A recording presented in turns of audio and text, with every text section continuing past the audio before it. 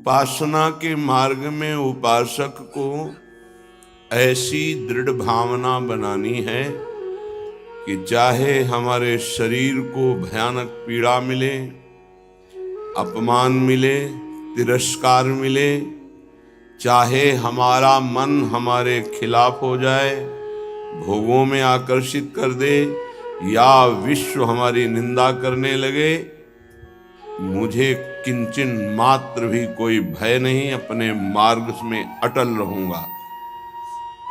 ये शपथ पूर्वक मार्ग चलना चाहिए।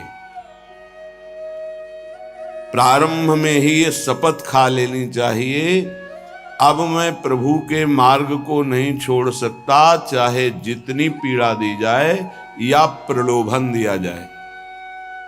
हर सुख का प्रलोभन माया देगी, प्रभु को नहीं छोड़ना है। जो उपासक सुख का लक्ष्य करके इस मार्ग में चलता है वो भ्रष्ट हो जाता है।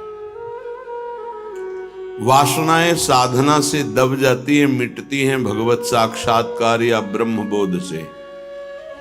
भगवत साक्षात्कार या ब्रह्म बोध तक पहुंचने के लिए उपासक को बहुत ही स्वभाव में गंभीरता, सहनशीलता ये लानी ही होगी। अगर वो गंभीर स्वभाव का नहीं है, अपनी बातें दूसरों से बताएगा तो परमार्थ से वंचित हो जाएगा। अनुभव की बातें या अपनी कमी की बातें दोनों नहीं बतानी। इष्ट देव जान रहे हैं, गुरुदेव जान रहे हैं। दूसरा कोई हमारे हृदय का परिवर्तन नहीं कर सकता।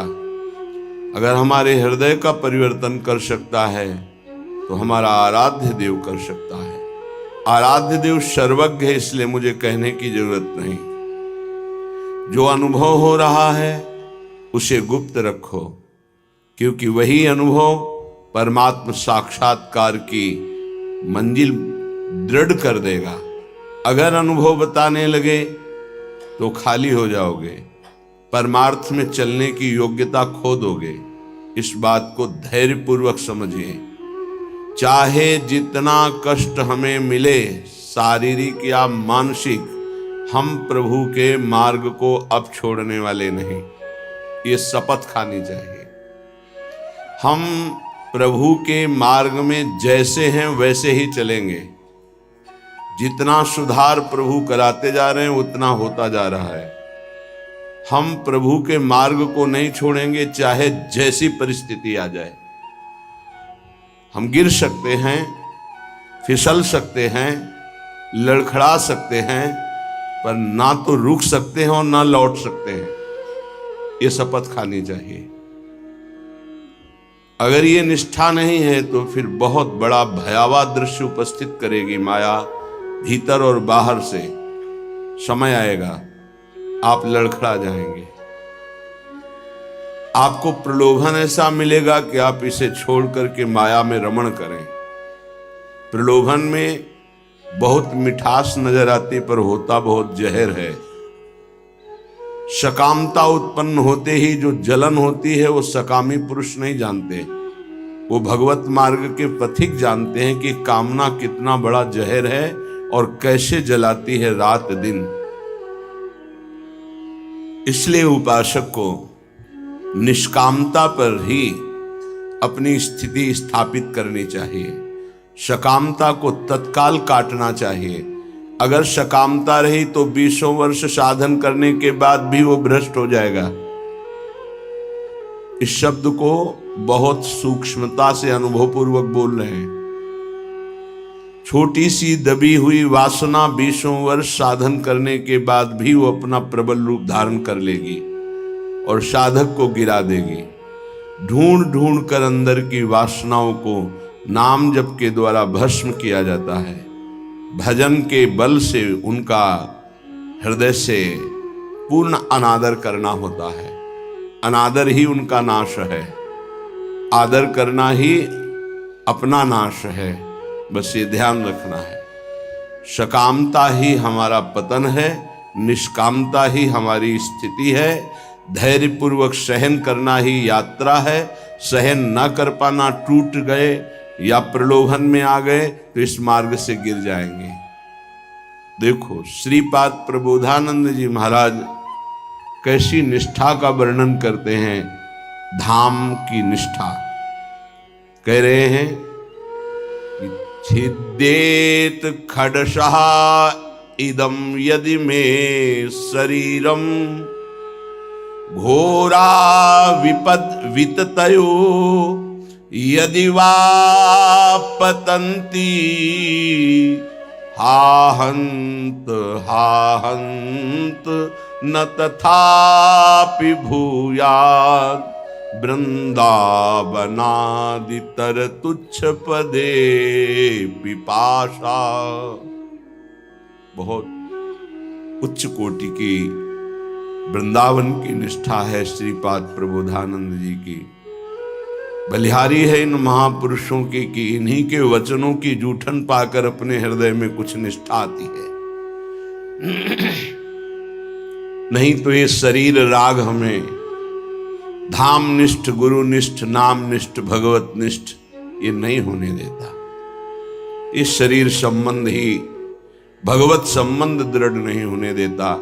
अनंत जन्मों से हम भटक रहे इन्हीं शरीरों के संबंध में।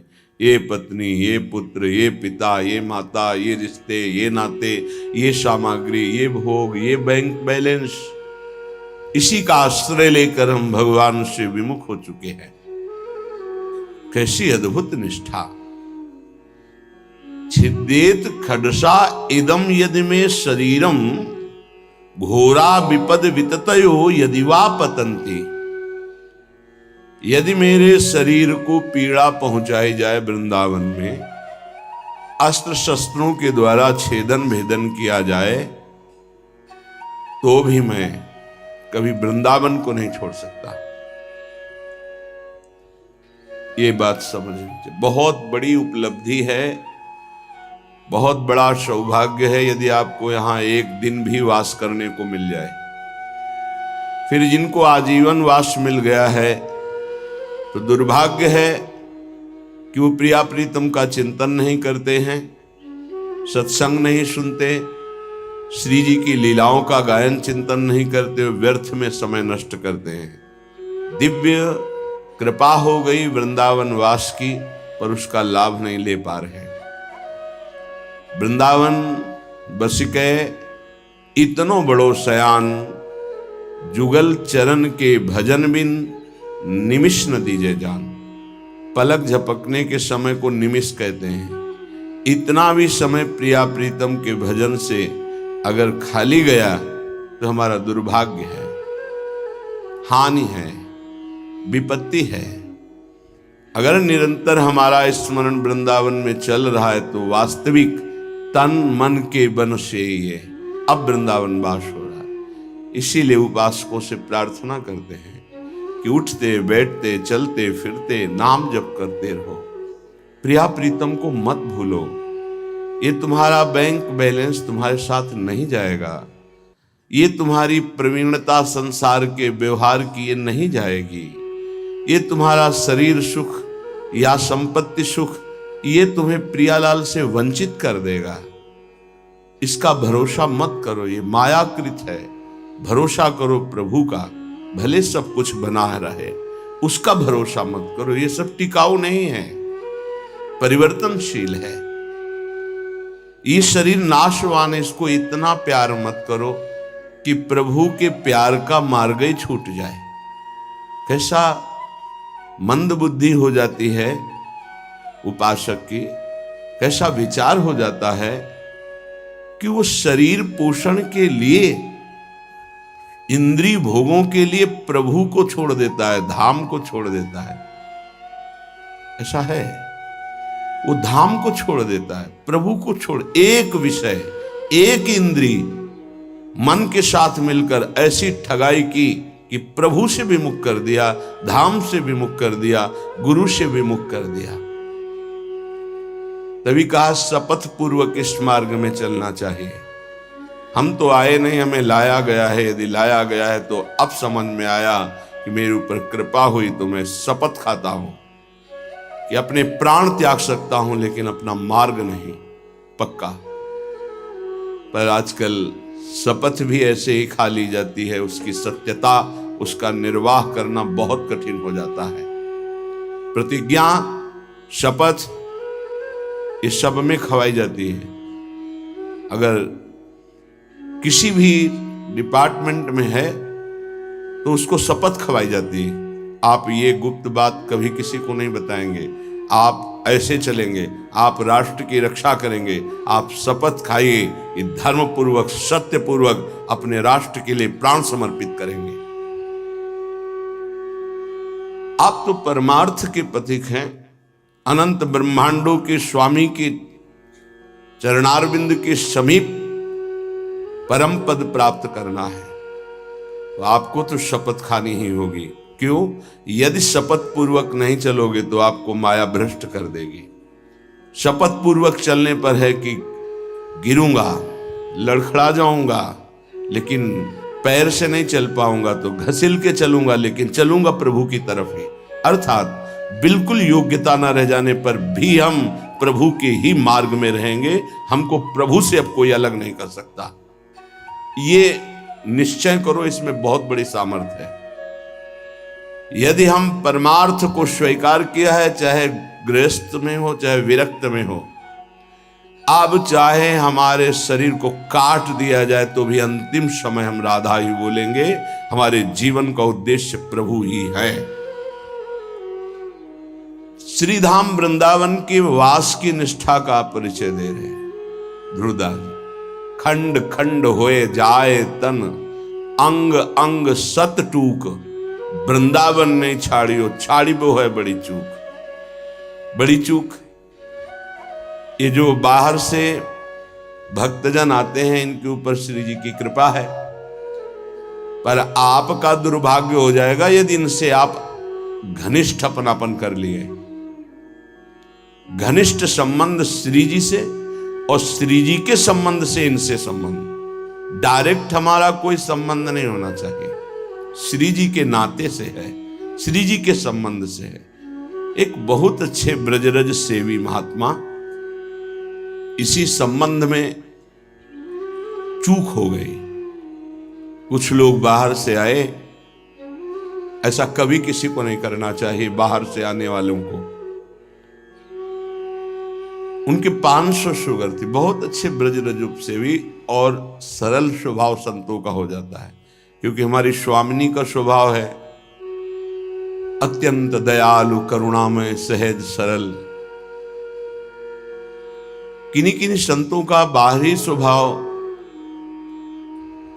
नारियल की तरह होता है। नारियल ऊपर से कठोर होता है, वो अंदर से देखो तो बहुत मिठास वाली गिरी होगी, उसमें मीठा जल होगा, और बाहर से कठोर रहता है, नीरस रहता है। ये स्वभाव होना ही चाहिए। निर्विकार परम पद की प्राप्ति के लिए हर साधक का स्वभाव इस नारियल की तरह होना चाहिए। बाहर से नीरस, जटिल, कठोर, अंदर से सुकोमल। अगर बाहर से सुकोमल हो गए तो मारे जाओगे, इस मार्ग में मारे जाओगे। बाहर से रुद्र दृष्टि, हृदय ममता शून्य, हृदय ममता, निर्ममो निरहंकारा सम दुखा सुखा क्षमी, श्री भगवान का आदेश है। निर्ममो निरहंकारा। यदि परम पद की तरफ कदम बढ़ा रहे हो तो सोच लो तुम्हारा मार्ग क्या है। निर्ममो निरहंकारा, किसी से कोई ममता नहीं। वो आए और प्रार्थना की कि आपकी 500 शुगर है, ये किडनी फेल कर सकती है, ये दिल फेल कर सकती है, लीवर फेल। अच्छा, हमारे यहाँ बहुत डॉक्टर बढ़िया हैं, ले चलते हैं, 10-15 दिन सेवा करेंगे, आप स्वस्थ हो जाएंगे, फिर आ जाइए, दवा बन जाएगी, चलती रहेगी। उन्होंने स्वीकृति दे दी। वो नहीं वापस आए, वही शरीर पूरा हो गया। आप लोग बाहर से आते हैं वृंदावन लाभ लेने के लिए। अगर आपको श्रद्धा है और कोई संत बीमार है तो यहीं उसकी व्यवस्था कीजिए। उसको बंबई, कलकत्ता, दिल्ली ले जाने की कोशिश मत कीजिए। उसने अपने जीवन को श्रीधाम की रज में दिया है। कष्ट से पीड़ित होने के कारण, प्रबल निष्ठा ना होने के कारण हो सकता है वो हामी भर दे, तो आपको नहीं ले जाना है। वो कहे भी तो नहीं ले जाना है, नहीं महाराज हम यही व्यवस्था करेंगे आपकी, तब तो आपकी सेवा मानी गई। आप उनको धाम छोड़वा दिए तो कौन सी अमरवती पिला देंगे आप? क्या मृत्यु पर विजय आप दिला सकते हैं क्या? श्रीधाम वृंदावन दिला देगा। हाँ, ये है कि रजोपसेवी प्रियालाल के चरणारविंद के कहीं भी शरीर छूड़े, वो तो प्रिया प्रीतम में स्थित है। पर वो लाभ जो हम लोग याचना करते हैं कि जय श्री भट्ट धूल धूसर तन यह आशा और धार, कुछ विशेषता है, पक्का मानिया। इस रज में शरीर छोड़ने की कुछ विशेषता है, मान लोगे तो जान जाओगे। तभी कह रहे खंड खंड होए जाए तन, अंग अंग सत टूक, वृंदावन नहीं छाड़ियो छाड़िबो है बड़ी चूक। यहां कह रहे हैं छिद्देत खडसा इदम यदि में शरीरम, घोरा विपद विततयो यदि वा पतंती। यदि धार वाले अस्त्र से भी मेरा शरीर काटा जाए तो मैं वृंदावन का कभी त्याग नहीं कर सकता कि भाई वृंदावन में तो बहुत दुख मिल रहा है, अब तो चलते हैं यहां से। शपथ पूर्वक इसीलिए कहा है कि अगर शपथ पूर्वक नहीं रहोगे तो बड़ी विचित्र दशा है। हमारा धाम और धामी श्यामा श्याम बड़े कृपालु हैं, यदि आप जाना चाहते हो रोकेंगे नहीं, और नहीं जाना चाहते हो तो कभी जाना नहीं पड़ेगा, किसी भी कार्य के लिए नहीं जाना पड़ेगा। ये अपने अनुभव की बात कह रहा हूं, किसी भी कार्य के लिए नहीं जाना। और आपने निश्चय किया है कि बाहर जाकर ही हमारा काम चलेगा, तो पक्का बिना बाहर जाए आपका काम ही नहीं चल सकता। और आपने निश्चय किया है कि श्रीधाम वृंदावन नहीं छोड़ूंगा चाहे मर जाऊं, तो हर व्यवस्था जो तुम बाहर से नहीं कर सकते घर बैठे हो जाएगी, क्योंकि स्वामी जी के चरणों में स्वयं अनंत लोगों की सिद्धियां लुटती रहती है। विश्वास, धैर्य, सहनशीलता ये चाहिए इस मार्ग में। अगर सहनशील नहीं हो, विश्वास नहीं है, तो फिर आप टूट जाओगे, कितना कष्ट सहो। आपको विश्वास दिलाते हैं इस स्थान का विशेष प्रभाव है धाम का, कि यहां विशेष कष्ट प्रभावित नहीं कर पाता। कलह कलेश न व्यापह ईठा, इठौर विश्व ते न्यारी। यहां कष्ट भी आएगा तो बहुत सीमित रूप रख कर आएगा, वही बाहर जब आपके ऊपर प्रभाव डालेगा तो बड़ा भारी दुख होगा। प्रारब्ध भी आएगा तो शासित होकर आएगा प्रियाजू से, वो स्वतंत्र रूप से आक्रमण नहीं कर पाएगा, बाहर स्वतंत्र रूप से आक्रमण कर देगा। यदि घोर घोर विपत्तियां आकर हमको घेर ले तो भी हम वृंदावन नहीं छोड़ेंगे। ये शपथ पूर्वक रहना चाहिए। घोर विपद विततयो यदि वा पतंती, घोर विपत्ति आ जाए तो भी मैं अपनी निष्ठा से नहीं गिरूंगा। काट डाला जाऊं तो भी, घोर विपत्तियां दुख आ जाए तो भी मैं श्रीधाम वृंदावन को नहीं छोड़ने वाला। हा हंत हंत न तथापि भूयाद, वृंदावनादितर तुच्छ पदे पिपाशा। हाय हाय, श्रीपाद कह रहे हाय हाय, जो वृंदावन का वास मिला और उसे छोड़ करके किसी भी लाभ के लिए बाहर जाते हैं तो हाय हाय। हरिराम व्यास जी ने एक पद में लिखा है, इतनी बड़ी कृपा हो गई और इसके बाद भी तुम वृंदावन का आश्रय वास का प्रभाव न जानने के कारण अन्य आश्रय लेते हो, अन्य सहारा लेते हो और यहां छोड़कर जाते हो, तो मानो अपने सर पर पादुका चला रहे हो। अच्छा, स्वयं पतित पत्रकाण्यमृतवत् सुधा भक्षयन्, तृषाह मिहिर्नंदिनी शुचिपयोंजलि भी पिबन, कदा मधुर राधिका रमण रास केली स्थली, बिलोक्य रसमग्न धीर दिवसामि वृंदावनम। ये प्रायः तैयारी की जाती है ध्यान रखना। जैसे किसी को आर्मी में जाना है तो दौड़ भाग ये सब, पहलवानी करना है तो दंड बैठक खान पान और युद्ध की कलाएं, कुश्ती की कलाएं सीखता है। ऐसे ही हम भगवत मार्ग में चल रहे हैं तो हमें पुष्ट भी होना है और युक्तियां भी सीखनी कि शत्रु को कैसे पराजित करना है, क्योंकि हमारे शत्रु अंतर में बैठे हुए, हमारा एक भी शत्रु बाहर नहीं होना चाहिए। किसी से राग द्वेष नहीं, अंदर की वृत्ति से हमारी दुश्मनी है जो भगवत विमुख करने वाली है, उसको पछाड़ना है। तो कह रहे स्वयं पतित पत्रकाण्यमृत वत क्षुधा भक्षयन। अगर वृंदावन में हमें भोजन नहीं मिला तो हम सूखे पत्ते खा करके यहां अमृत के समान भोजन का भाव रख करके प्राण त्याग देंगे, लेकिन धाम नहीं छोड़ेंगे।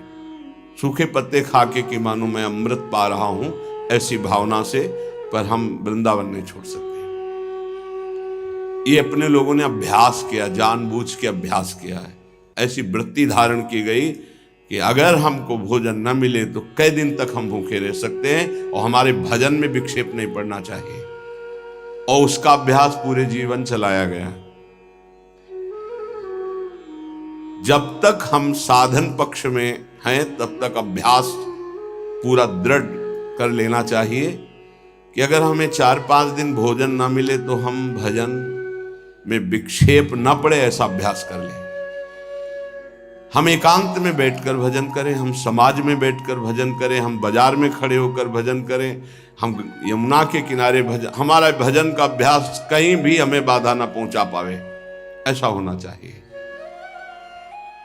हमारी निष्ठा कितनी है, जरा विचार करके देखो कितनी है। तृषा मिहिर नंदिनी सुच पयोंजलि भी पिवन। अगर प्यास लगेगी तो उसे जल से बुझा देंगे। गंगा जल में बड़ी सामर्थ्य रही है। आगे अब का तो हमें पता नहीं, लगभग 25-26 वर्ष हो गए वृंदावन की निष्ठा का जो स्वरूप गुरुदेव और रजरानी की कृपा से आया पालन हो रहा है। आगे श्री जी जाने। गंगा जल के पान करते ही, जैसे माँ का दुग्ध पान करते ही बालक को भोजन की आवश्यकता नहीं होती, छोटे बालक को, ऐसे ही गंगा जी दुलार करती थी। गंगा जी में कभी हमें नदी भाव नहीं आया, कभी जल भाव नहीं आया, बस यही लगता था माँ और माँ का अमृत।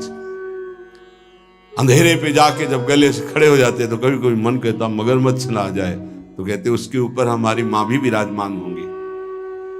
मगरमच्छ सवारी है गंगा मैया की, तू चिंता क्यों करता है? जब गंगा जी है तो तेरे को क्या चिंता? खड़े हुए मंत्र जप कर रहे। निष्ठाएं ऐसे थोड़ी परिपक्व होती है। हर सुविधा प्राप्त हो गई, कभी अपने को कसने की कोशिश नहीं कर रहे तो मन तुमको कस रहा है। आज ये मिल जाता तो अच्छा, तो कभी एकांत में रो करके बोले कि आज श्री जी मिल जाती तो अच्छा, जीवन की यात्रा पूर्ण हो जाती। का आज कहीं श्याम सुंदर मिल जाते, कहीं लाडली लाल मिल जाते, कभी ऐसी आकांक्षा। बड़ा दुख होता है हृदय में कि साधक आकांक्षा विषयों की करता है, वस्तुओं की करता है, वो प्रियालाल की क्यों नहीं करता है? क्या प्रियालाल को तुमने अपना नहीं माना है? क्या जगत के भोग तुम्हारी सुख सामग्री हैं? कैसे तुम साधक हो? कैसे तुम भगवत मार्ग के पथिक हो? कदा मधुर राधिका रमण रास केलस्थली बिलोक्य रस मग्न धी रधिवशामि वृंदावनम। मेरी ऐसी वृत्ति कब होगी कि मैं वृंदावन को देख देख कर रोऊंगा कि ये वही स्थान है जहां हमारे प्रिया प्रीतम रह रहे हैं और खेल रहे हैं और मेरे नेत्र देख नहीं पा रहे हैं। कब ऐसा वृंदावन कृपा करेगा कि मैं देख देख करके मगन हूं कि मेरे प्रिया प्रीतम कैसे रास कर रहे, मेरे प्रिया प्रीतम कैसे वन विहार कर रहे, मेरे प्रिया प्रीतम कैसे झूला झूल रहे, मेरे प्रिया प्रीतम कैसे जल विहार कर रहे, नौका विहार कर रहे। साक्षात पुरौ श्री पुरुषोत्तमांघि सेवारसादप्यधिको रसौघः शंदेत वृंदा विपिनेप्य दृष्टे राधा प्रियेत्रोद्धव एव साक्षी। पुरुषोत्तम भगवान वासुदेव देवकी नंदन का निरंतर सानिध्य प्राप्त करके भी जिनको प्रेम का परिचय प्राप्त नहीं हो पाया, और वो जब वृंदावन की रज में आए तो बिना किसी साधन के प्रेम प्राप्त हो गया। इसके साक्षी उद्धव जी हैं। श्रीपाद कह रहे हैं कोई उनको साधन नहीं करना पड़ा, गोपी जनों के दर्शन संभाषण चरण धूलि इसका स्पर्श होते ही प्रेम का प्रादुर्भाव हो गया, क्योंकि तैयार भूमि थी, भूमि तैयार थी, बीज के अंकुरण में देर नहीं लगी। अपने लोगों के ऊपर कृपा है, उसी रज में बैठे हैं, उसी रज में वास करते हैं, पर भूमि तैयार नहीं है। रोज ये सत्संग हो रहा है तो मानो किसान जैसे अपनी खेती को जोत करके उसे तैयार करता है, ऐसे मानो सत्संग आपके हृदय की भूमि को तैयार, ये जो शपथ पूर्वक चलिए ये भूमि तैयार की जा रही है। लेकिन आप देखिए कहां साधक भूमि तैयार कर पाता है अपने हृदय की, जहां थोड़ी सी प्रतिकूलता की छाया भी आई कि भाग खड़ा हुआ। प्रतिकूलता नहीं आई, अभी प्रतिकूलता तो जानते नहीं, प्रतिकूलता की छाया आई कि भाग खड़ा हुआ। जो राधा प्रिय इस वृंदावन में वास स्वीकार करके रहने से रहता है तो बिना किसी अन्य साधन के उसके हृदय में प्रेम प्रवाहित हो जाता है। इस बात के साक्षी हैं उद्धव जी, कोई साधन नहीं हुआ। जब वृंदावन आए तो इस रज की कृपा से ऐसे महाप्रेमी हुए, भगवान की कृपा से आज भी गिरिराज जी की तलहटी में वो अव्यक्त रूप से विराजमान रहते, कभी तलहटी नहीं छोड़ते। प्रकट में बद्री बन गए लेकिन अप्रकट में यहीं रहते हैं गिरिराज जी की तलहटी में। उद्धव कुंड परिक्रमा मार्ग में मिलता है, उसी क्षेत्र में श्री उद्धव जी महाराज विराजमान रहते हैं। हमारे हृदय में यह अनुभव होना चाहिए कि हमारे ऊपर प्रभु की विशेष कृपा है। बस उस कृपा का अवगाहन, कभी दिव्यता की तरफ सोचिए। अपनी इंद्रियां और मन ये पार्थिव भोगों की तरफ ही सोचता रहता है। कोई पार्थिव व्यक्ति अनुकूल हो जाए तो हम नाच पड़ते हैं। प्रियालाल तुम्हें प्यार कर रहे हैं, तुम्हें नहीं दिखाई दे रहा, तुम्हारी समझ में नहीं आ रहा कि तुम्हें श्यामा से हम प्यार कर रहे हैं, इतना प्यार कर रहे हैं। हम मांग कर रहे हैं पार्थिव व्यक्ति के प्यार की, कोई प्रगट में मनुष्य हमें प्यार करे। हम मांग कर रहे हैं इंद्रियों के भोगों की। सच्चिदानंद सुख देने के लिए हरि गुरु तैयार है, हमें वो नहीं चाहिए। यही दुर्भाग्य है हमारा। उपासक सावधान, बहुत जन्म भोग भोग चुके हो, बहुत जन्म तुम किसी न किसी के होते रहे हो। इस बार केवल श्री जी के इस शरीर को धरोहर की तरह हरि गुरु को समर्पित कर दो। ये आपकी वस्तु है, इस पर अब मेरा कोई अधिकार नहीं, तो हरि गुरु आपको समर्पित कर देंगे। लो, हमारा संपूर्ण वैभव आपका है। आप करके तो देखो, बड़ा सस्ता सौदा है। शरीर तो तुम माया में कितनी बार समर्पित कर चुके हो। एक बार मायाधीश प्रभु श्री जुगल सरकार को अपना जीवन समर्पित करके तो देखो।